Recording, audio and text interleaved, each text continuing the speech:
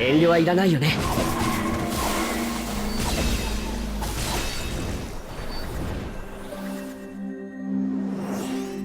いただいていく。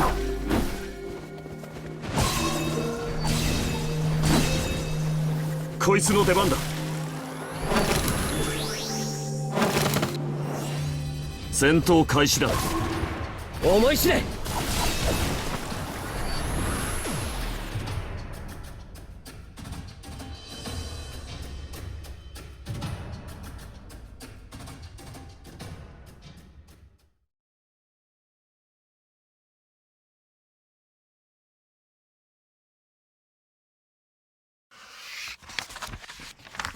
Dim light fills the cold, mechanical room. An anguished man sits alone, surrounded by monitors. These screens separate him from the land beyond. A great number of prisoners had lost their fleeting lives at his command. They died in battle against the flowers, creatures that consume people, grow large, and multiply beyond comprehension. The man has climbed the ladder, moving from being a meager prisoner to a superior officer. His authority is total. He observes all that happens within the facility, as well as the outside world. Suddenly, a three-dimensional map manifests before him. It displays the base in bright crimson colors. Lights flash, warning him it is at risk. The monitor on the wall shows a map of the battlefield painted a similar red. The man flicks a nearby switch. The main hall of the base is projected over the room. He sees row upon row of soldiers, all employed in service to the facility. They are prisoners who have no choice but to fight. They turn to the man and lift their right hands high in recognition of his authority. He stares at them wordlessly. Then, with a decisive nod, he makes an announcement. Our time has come. We will now commence the extermination of the flowers. I expect you to give all to this struggle, up to and including your lives.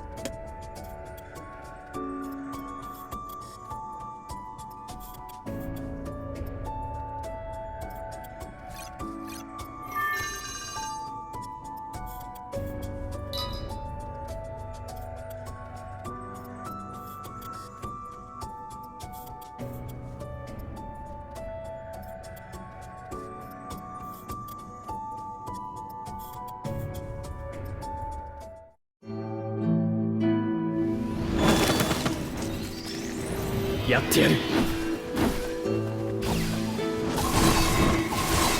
そこをどけ。戦闘開始だ。思い知れ。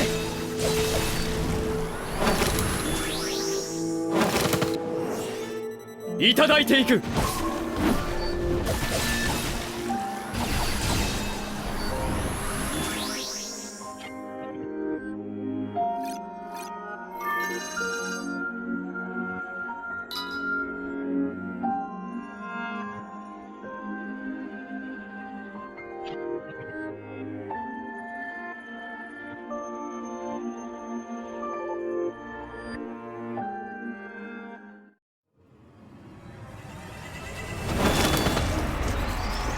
遠慮はいらないよね。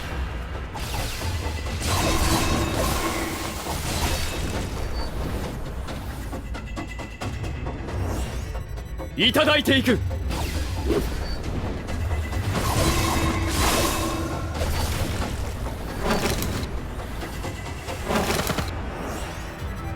僕は容赦しないよ。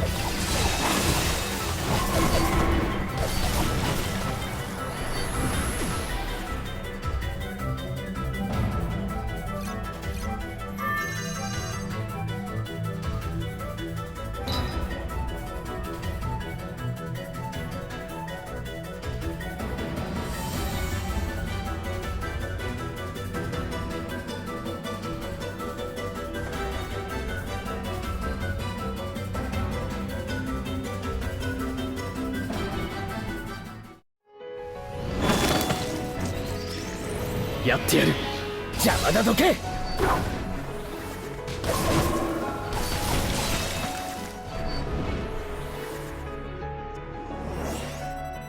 戦闘開始だ。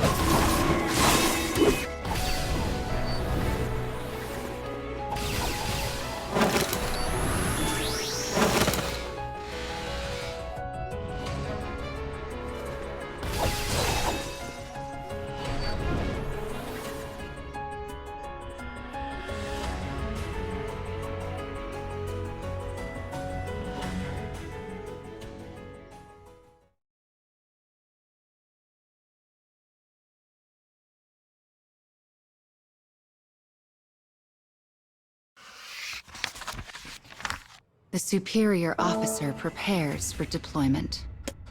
Other prisoners have already begun the final battle against the flowers. As he watches them, he thinks back on the path that has led him to this point. For so long, the battle had been a stalemate, a constant series of successes and setbacks. But with the successful development of their plasma cannons, the tide began to swing toward humanity. Their advance was astonishing, historic. A long-awaited victory was tantalizingly close. Or so they thought. Ah, but fate is cruel. Perhaps it was due to their degraded equipment. Perhaps an effect of the flowers' attacks. Though the reason eludes the man, the base has fallen into a state of collapse. The damage done to it is now beyond their ability to repair. Soon, they will be unable to create more weapons. They must secure a victory before that day. They must. It is a reckless plan, but not one without method. Though slim, there remains a chance of victory. But to achieve it, they must thread a silver needle in the dark. Knowing this, the man has ordered an all-out attack. As his gaze sweeps over the prisoners, his compatriots, he murmurs two quiet words. "I'm sorry." They throw themselves into the fray, tossing aside their own lives without knowing they are humanity's last chance. The man swallows his guilt and readies his weapon. A woman comes to stand beside him, his wife. They both know they will not return. Even though all the power resides in his hands, he must continue the fight. We must avenge our child. Who said the words first? Perhaps they spoke them together. After all, they have both said them unconsciously countless times before. And with those words settled in their hearts, they set out for their ends.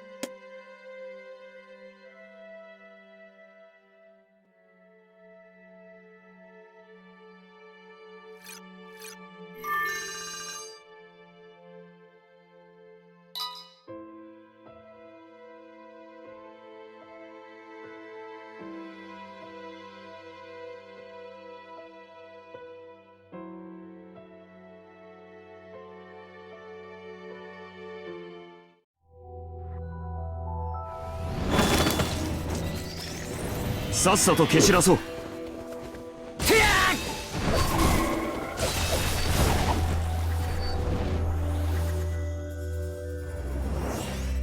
僕は容赦しないよ。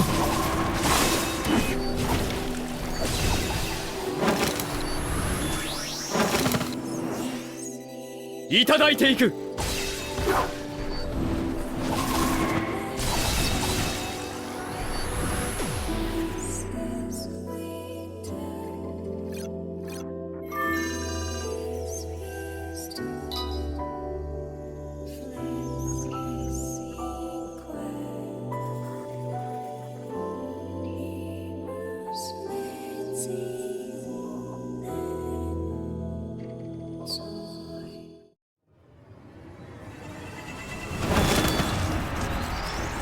さっさと蹴散らそう。てやっ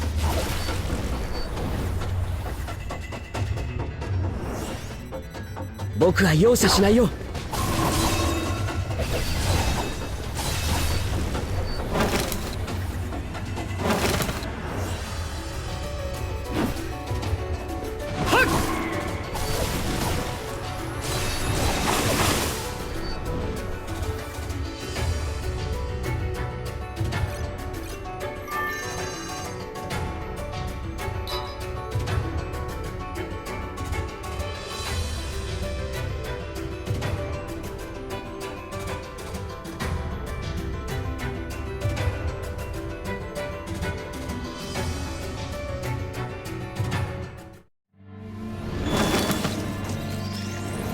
さっさと蹴散らそう。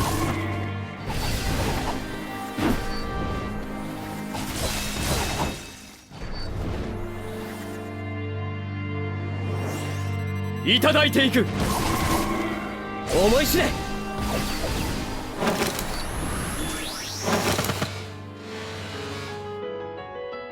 戦闘開始だ。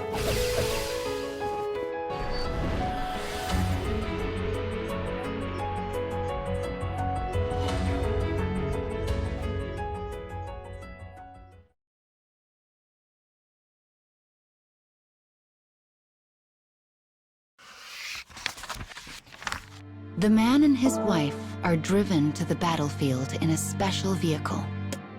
Suddenly, the wife turns to her husband and speaks. Is there really no hope of repairing the base? Though state-of-the-art, the base is still a mere building constructed by flawed human hands. Its eventual deterioration was expected and planned for. But for it to decay so suddenly and so swiftly? It is almost as though someone is deliberately trying to make a point. As if they are attempting to signal the end. The man places a hand on his worried wife's shoulder. The facility at the center of the base was originally off-limits, completely concealed from the outside.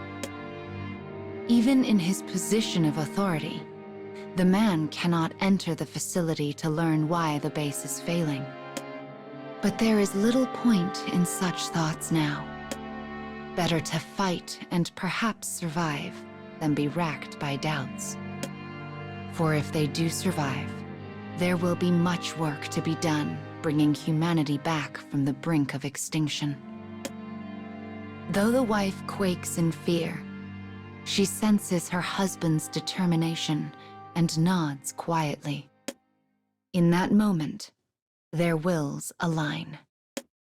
But then, a flower attacks their vehicle. The massive abomination crashes down upon them with the force of a meteor. It happens so fast, the couple does not even have time to voice regret. It is a savage end, and wholly unsatisfying. The vehicle in which the man and woman sit is crumpled beyond recognition, killing them both before they can draw their next breath.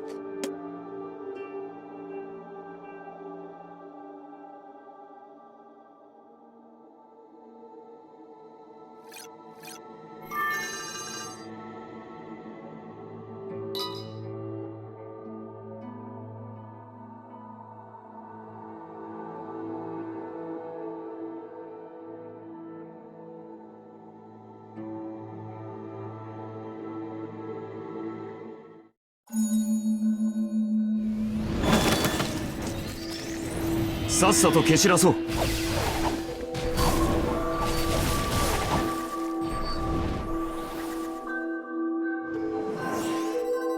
僕は容赦しないよ。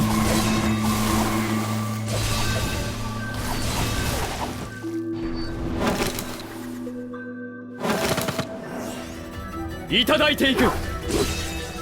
邪魔だ、どけ。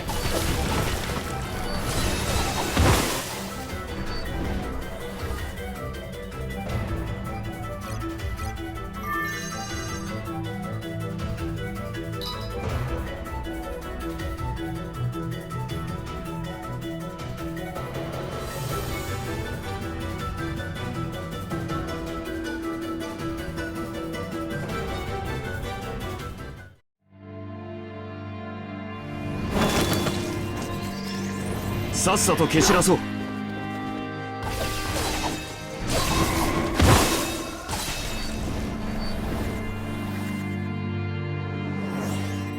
僕は容赦しないよ。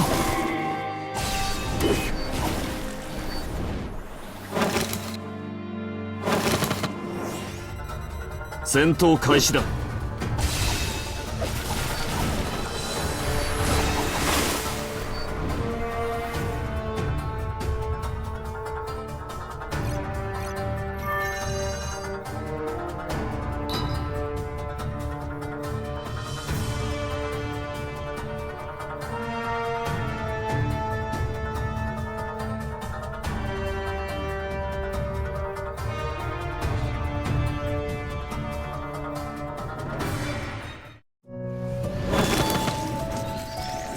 さっさと蹴散らそう。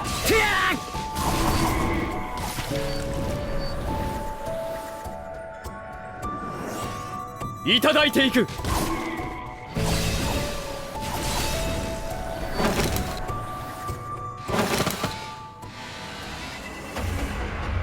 戦闘開始だ。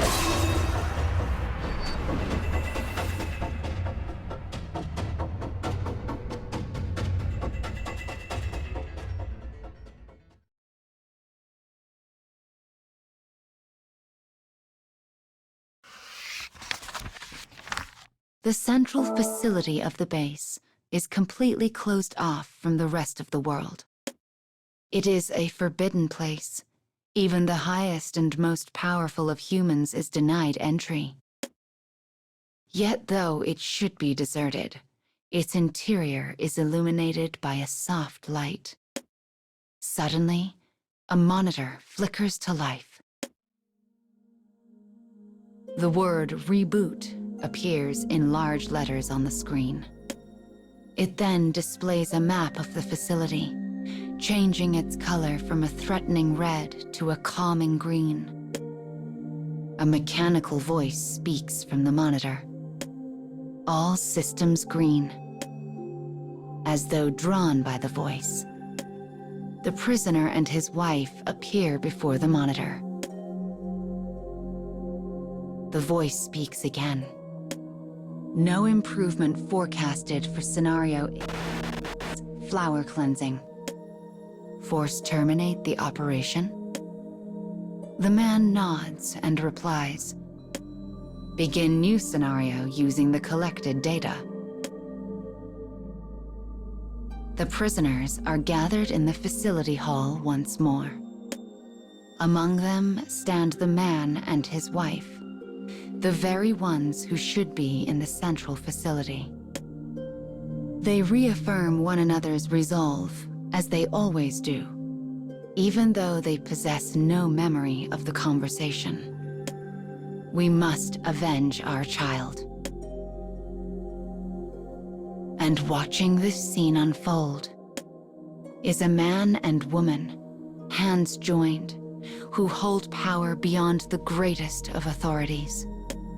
They create as many prisoners as they desire, only to cast them aside, searching for the perfect strategy to eliminate the flowers for good. They speak as one. Theirs is a plan that desecrates life, that uses it as a tool. Though it pains their souls, it is all done for the greater good. We must avenge our child. With this decision in their hearts, they press the switch and reset the world. They do so to bring about a new beginning, to see it through to a new end. And thus, it begins. Thus begins a new tale.